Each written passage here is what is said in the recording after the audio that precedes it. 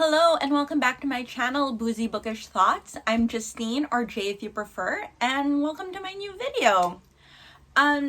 So we are trying a new setup.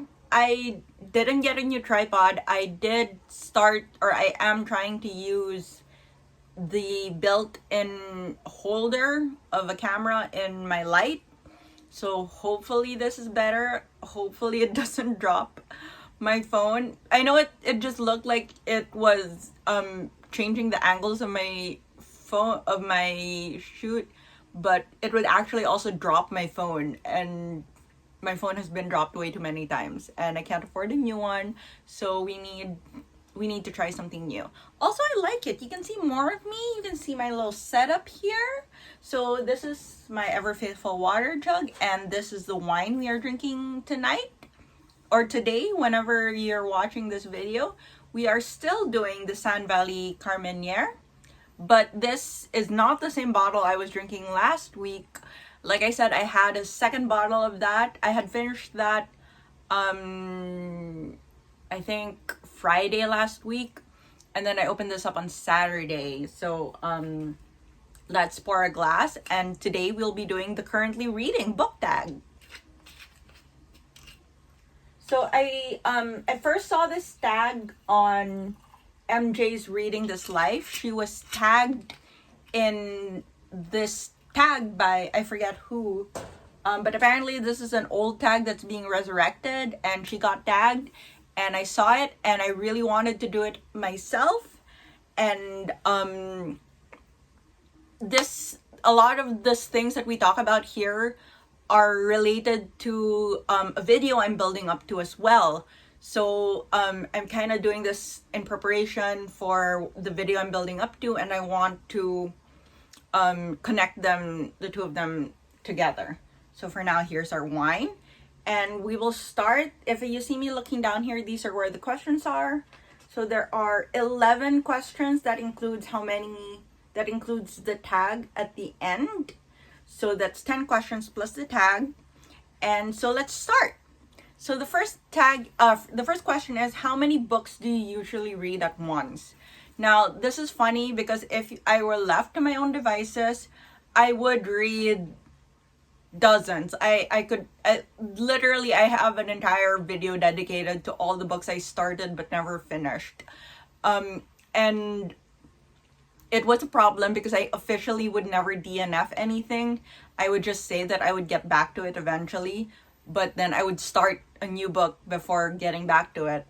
So I would just have dozens and dozens of books going all at the same time. And that's when my partner laid down the law and made a rule that I'm only allowed to read one book at a time. Now, when I say he made a rule, it's not like he's controlling me. Don't worry. Don't call the help desk or anything. He just said that, if you want to get through your reading faster, I want to help you read more because that's what you want to do. And so you should only read one book at a time. And he was like, if it makes you feel better, if in your brain you're not able to do it for yourself, but you'll do it for me, then do it for me that you're only allowed to read one book at a time.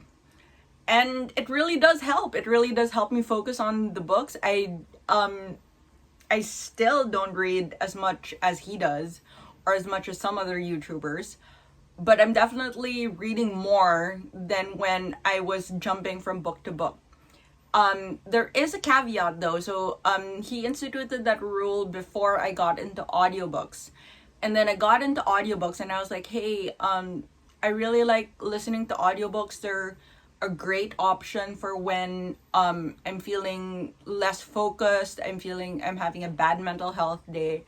I need to just zone out and consume a book in a more accessible way.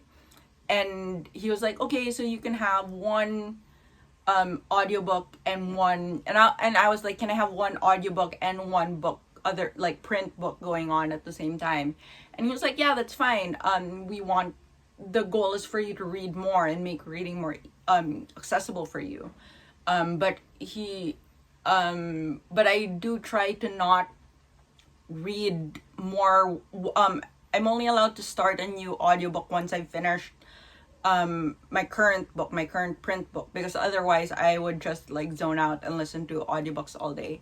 But I can start a new print book while still listening to the same audiobook. So that's it. But basically, the short answer to the question is I read 2 books at the same time.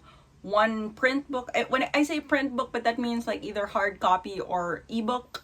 So one print book and one audiobook at the same time. And the next question also involves multiple reading. I'm polylibrous. Is that what the word is? Polylibrous. If you're reading more than one book at a time, how do you decide when to switch to reading the other book? Do you read a certain amount of pages in each? So no, because again, I'm reading in different formats.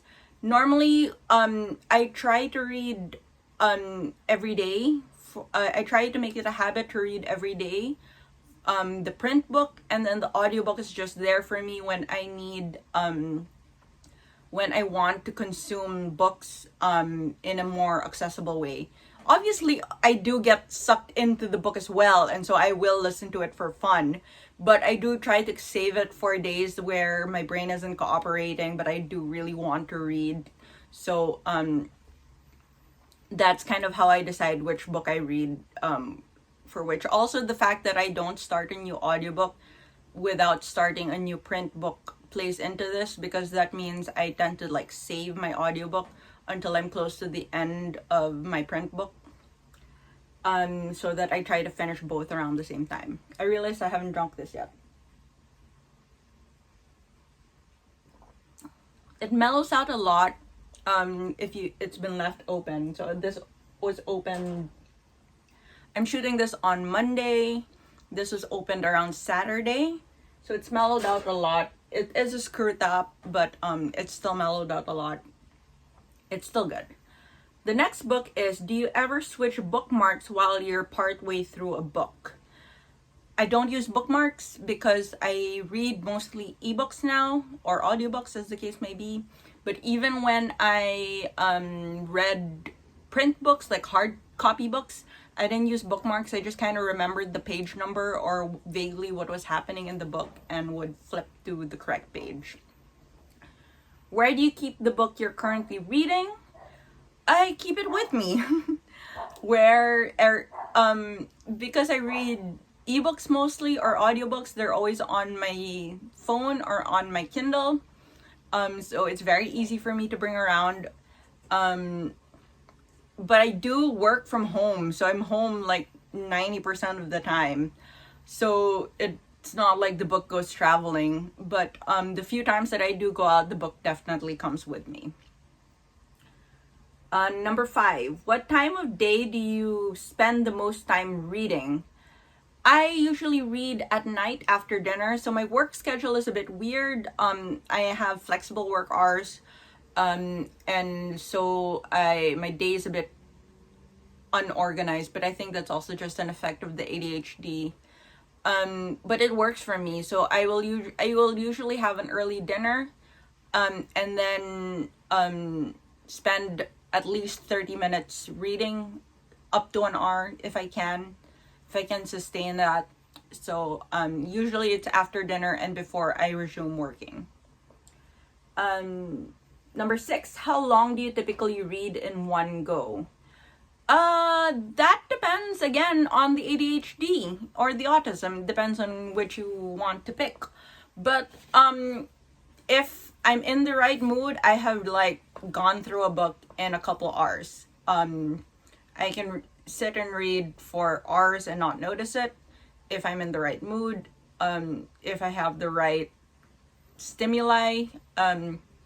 But other times when I'm struggling, like I have been this past few weeks, I've been struggling, and so I just set the timer on my phone to read for 30 minutes, and I push myself until the end of that. I try to make that a habit every day. It doesn't always work, but it's easier for me to manage. It's easier for me to tell myself I'm only going to read for 30 minutes and then read for longer and like extend it until the end of the next chapter, until the end of the cliffhanger or whatever. than it is for me to say I'm just gonna sit down and read for however long I want. My brain doesn't like that. I need to know that there's an end point. I need to know that there's a timer I need to hit. So I set a timer for 30 minutes and I will hit that. Obviously, there's some leeway. Like if I finish a chapter and there's only 30 seconds left on the timer, then I don't start the next chapter. But crosswise, also, if I'm very invested in a book and the timer ends halfway through or a third of the way through, like the big battle scene, then I will obviously finish the chapter. Or sometimes I'll finish until the end of the battle scene or whatever. So yeah, the 30-minute mark is just a goal that makes it easier for me to begin reading and to think that I have accomplished something by reading for that amount in a day. So the 7th question is, do you read hardcovers with the dust jacket on or off?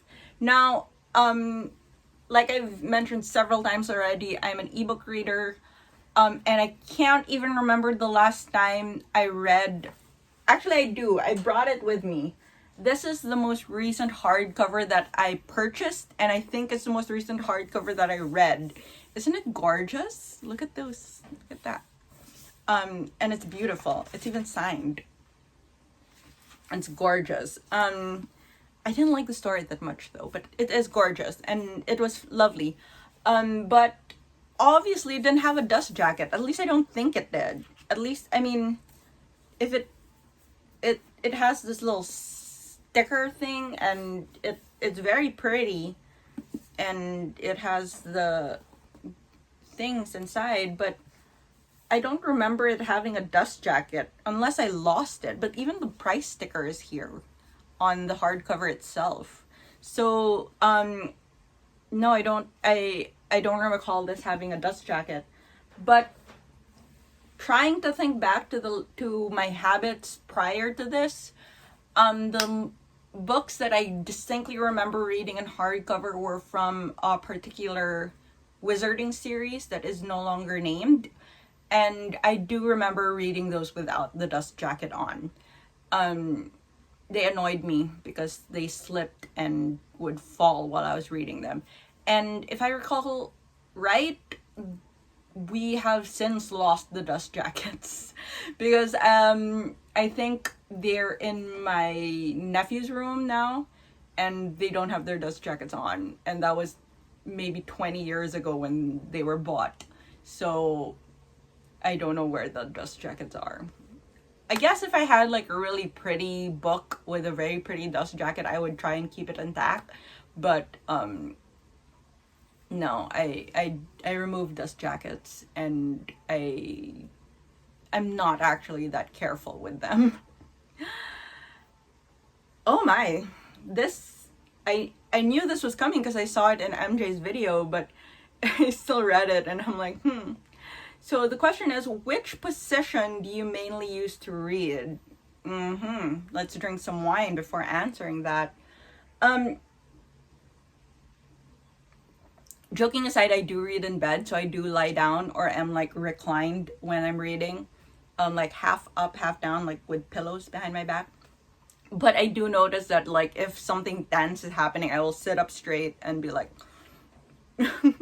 like stressed out reading.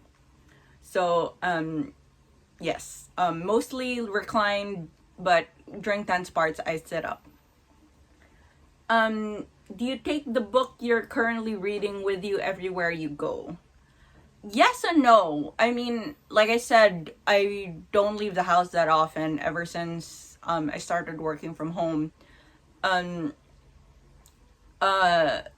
And obviously when I'm at home, like if I usually keep my books by my bedside, or like, obviously if the books are on my phone, then the phone is with me while I work.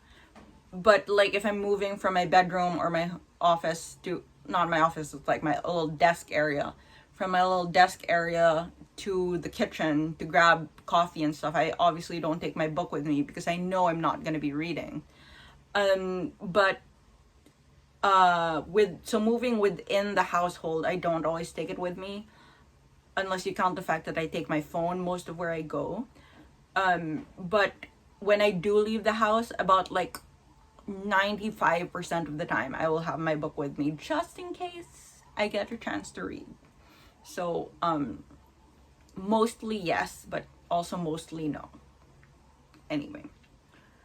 Number 10, and this is the last question. How often do you update your progress in the book you're currently reading on Goodreads? I actually don't update on Goodreads anymore. I really should, especially since I post about it here. But I do want to do like a complete overhaul of my Goodreads. And I want to do that soon. But mostly I do post my progress on Storygraph. I've switched over to Storygraph because their analytics are really good. And I like all the different challenges that they have. And you can like tag books in different challenges and things like that. So I am more, oh gosh, I'm blanking on the English word. I'm more dedicated or more careful about updating my progress on Storygraph rather than on Goodreads. And I will update maybe every 10% or so. Depends on how much I've read. If like I remember to do it after my 30 minutes of reading, then I will. But if I don't remember, then it's not a big deal. I don't force myself to go back and do it. So that's it. Those are my currently reading habits. Thank you for joining me. I hope you learned a little something about what it's like, about the currently reading habits and the little workarounds I have to do to adapt to my ADHD. So that is what, and obviously like I do want to say that every ADHD reader is different, every neurodivergent reader is different. Maybe they have different workarounds, but these are the ones that work for me. So stay tuned for more discussions on that. Hopefully this Friday, but if not, if my disability, if my ADHD gets in the way, then next Tuesday. The last question for the tag is, who would I like to tag for this, to answer this tag next? And I would like to tag Kelli from Kelli Reads a Lot. I love all her answers to tags, and she's really interesting, and I love her personality. And the other one is Safa from Crafty Reads. She does not answer tags that much, but I do love her reading taste, and I love hearing her insights on books. So I would love to hear a little bit more about her reading habits. So I hope the two of you watch this video and are curious about the tag and try the tag and keep this tag going. So that's it for me. Thank you so much, and cheers!